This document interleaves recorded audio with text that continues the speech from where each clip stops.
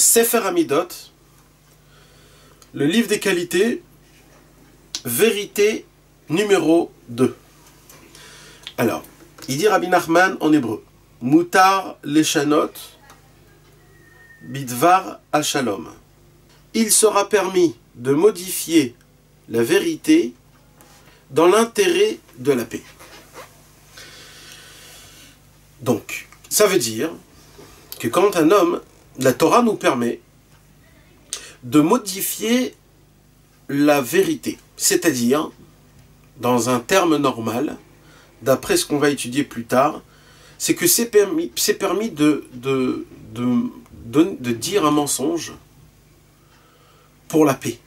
La paix, elle est tellement grande et tellement importante que si on voit que si on va un petit peu modifier ou changer les paroles pour que ça ne fasse pas d'histoire, alors c'est permis de modifier la vérité. Maintenant, la racine de cette parole-là, elle vient du traité de Yevamot dans la page 65b.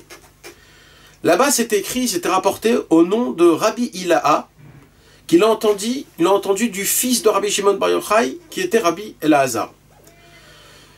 Donc Rabbi Elazar, le fils de Rabbi Shimon, a dit qu'un homme, il est permis de modifier la vérité pour la paix.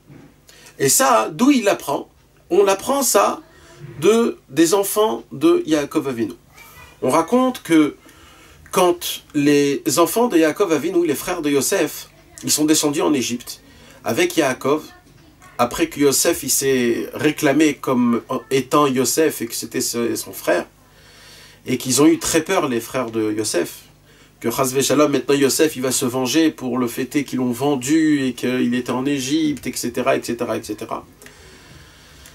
Alors Yosef leur a rassuré, comme quoi il ne s'est rien passé, que tout était de la main de Dieu et que tout était comme il faut, etc. Donc eux ils étaient rassurés tant qu'il y avait Yaakov Avinu, tant qu'ils étaient tous ensemble. Mais la Torah nous raconte, à la fin de la paracha de Vayechi, la Torah nous raconte que quand Yaakov Avinu il est parti de ce monde, alors tous les frères ils se sont rencontrés et ils se sont dit, là on a vraiment très peur que Yosef Hatzadik, maintenant que Yaakov Avinu il est parti de ce monde, maintenant il va se venger de nous. Alors qu'est-ce qu'ils ont fait les frères de Yosef? Ils sont venus chez Yosef et ils ont dit, Yosef, tu sais, notre père nous a demandé de tout son cœur que tu nous pardonnes. Maintenant c'était faux, Yaakov n'avait jamais demandé ça. Mais ça c'était pour la paix. Pour la paix, ils ont modifié la vérité. C'est-à-dire quoi modifier? Ça veut dire en fait ça n'a jamais été dit, mais c'est certain que c'était la volonté de Yaakov, donc ils se sont dit on va un petit peu modifier les choses. Donc de là on voit que Bémet, c'est même recommandé, c'est permis, il n'y a pas écrit que c'est une mitzvah, il y a écrit que c'est permis de modifier les paroles de vérité pour essayer de ramener de la paix dans le monde. Maintenant on peut comprendre que il y a écrit que Akadosh Baruch Hu, c'est lui le Emet, c'est lui la sincérité, c'est lui la vérité, c'est lui. Maintenant c'est permis même de modifier la vérité pour garder la paix. C'est-à-dire il faut comprendre combien c'est important la vérité, et à plus forte raison, comment la paix, elle doit être encore plus grande. Parce que, et tout ça pourquoi? C'est vrai que le tampon de Dieu, c'est la vérité. Mais Dieu en personne, c'est l'unité. Et quand il n'y a pas la paix, c'est quoi la paix? C'est quand on est unis. Quand il n'y a pas la paix, il y a Chas v'Shalom, la multiple, elle est contre Dieu. C'est pas Dieu, Dieu c'est l'unité. Et comme la paix c'est l'unité, et les disputes c'est les multiples, c'est tout ce qui est le nombre, c'est tout ce qui est en plus et modifié et doublé.